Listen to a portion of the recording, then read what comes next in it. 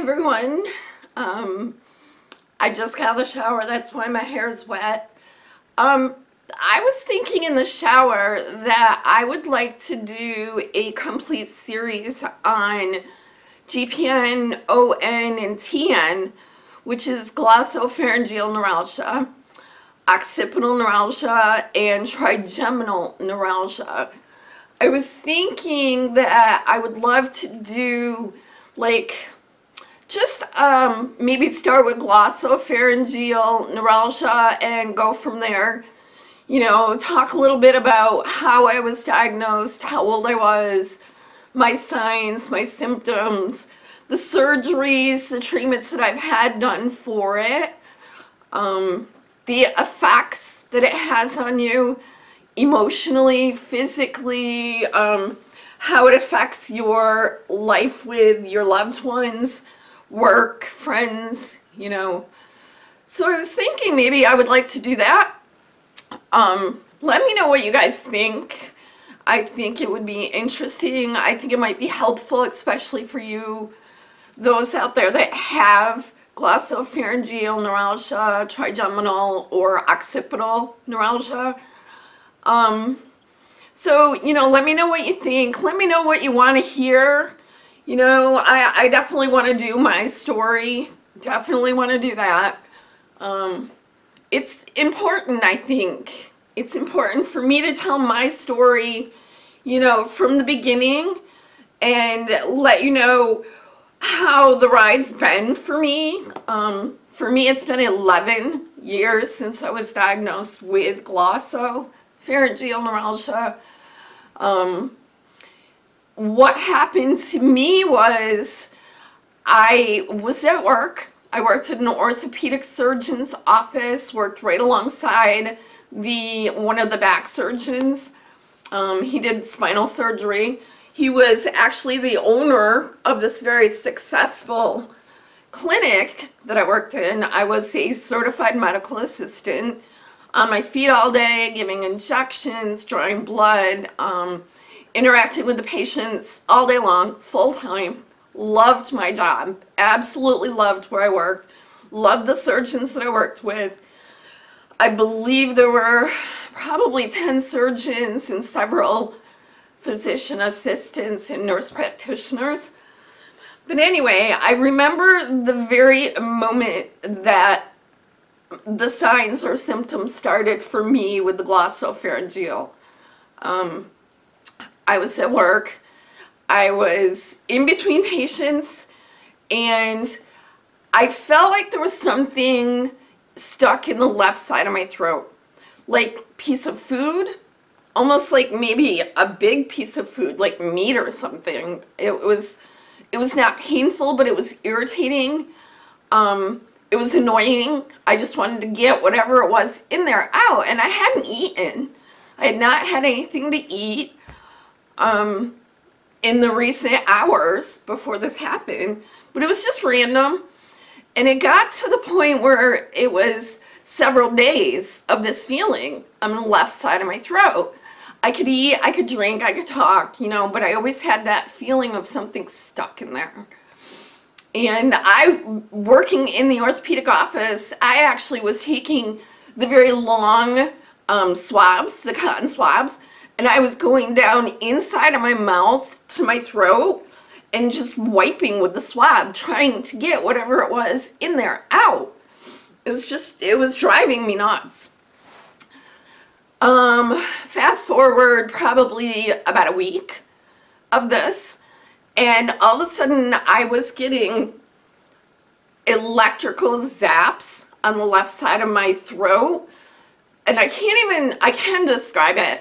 It was just in this area where I felt the lump, and it was like a zap, and then it would not come back for hours, sometimes a day, and then it would zap again. And it was random. It didn't just zap when I was talking or when I was eating or drinking. It just randomly started zapping. So I put up with this for several weeks, and I finally said to my manager at the office, I told her what was going on. And she said, you really need to see an ENT, ear, nose, and throat physician. And I said, okay, you know, good idea. She sent me, or got me, into a really good doctor in our area, about an hour away. I went and saw him pretty quick. He got me in as a favor to her. And I went and saw him, and he did the camera from my nose down my throat, you know, into my neck area. That was the most awful experience. I gag anyway. I gag when I brush my teeth. I gag if I put a utensil in my mouth too far. It's just, that's how I am. And it was horrible. He had sprayed in there, numbed it, and waited 10 minutes, and that did nothing. But anyway, he went in there with a camera. He said he didn't see anything. There was nothing lodged in there. There was no food in there. You know, he had no idea why this was happening. No clue. So I said, all right, you know, and he just sent me on my way and said, you're fine. There's nothing serious going on. So, needless to say, the lump feeling in my throat and the intermittent, painful, scary, lightning-like strikes on the left side of my throat were continuing, and the electrical zapping was getting worse, and it was getting scary because it was happening when I was swallowing, eating, drinking, speaking, swallowing my own saliva. Yeah, my own saliva. I would get these electrical zappings that were so painful. And they were then starting here in my throat and literally traveling up to the top of my skull, just to the top of here. Nothing on my right side. I've never had a problem on my right side. So I was getting scared, especially working. You know, I wasn't taking time off, but it was getting hard to concentrate on the patients. You know, I was afraid it was going to start interfering with my work and the quality of care I was giving to the patients. So I decided that I was going to go to another specialist, you know, another ear, nose, and throat specialist in my area. So I did go ahead and do that. I'm going to stop there. I'm going to do another segment, you know, starting off with the next ear, nose, and throat doctor that I went ahead and saw. And I'll let you know what happened with that. But please let me know what you want to hear. I've gone through this for 10 or 11 years now. I feel like I know more than most doctors because I've had to educate myself, and I have to educate all of the healthcare providers that I come in contact with, because most of them do not know what glossopharyngeal, occipital, and trigeminal neuralgia are. Trigeminal is much more common. You hear it more, but you don't hear about the glossopharyngeal or the occipital neuralgia. So I feel like I educate my providers. Most of them are very interested. They sit and they listen and they ask questions, and I know they go back and research things, because when I see them again, they have more questions. So they're actually researching, and that's what I want. That's my goal of this channel. I want to get the word out about all of these neuralgias that I have in my head, in my face, my throat. I want to get the word out.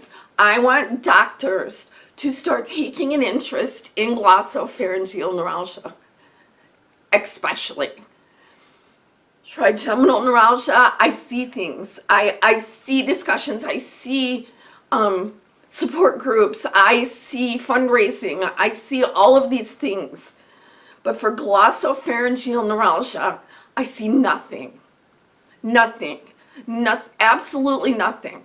I don't see anyone talking about it. I don't see anyone doing anything about it or researching or looking for subjects that have it, like myself.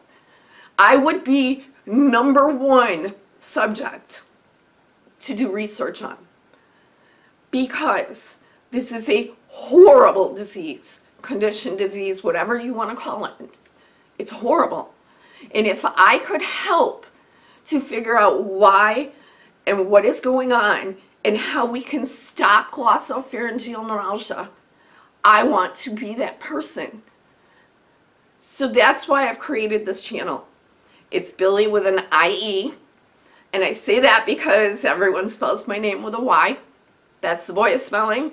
I am Billy with an IE. And I am going to talk about these neuralgias. And maybe together we can help each other.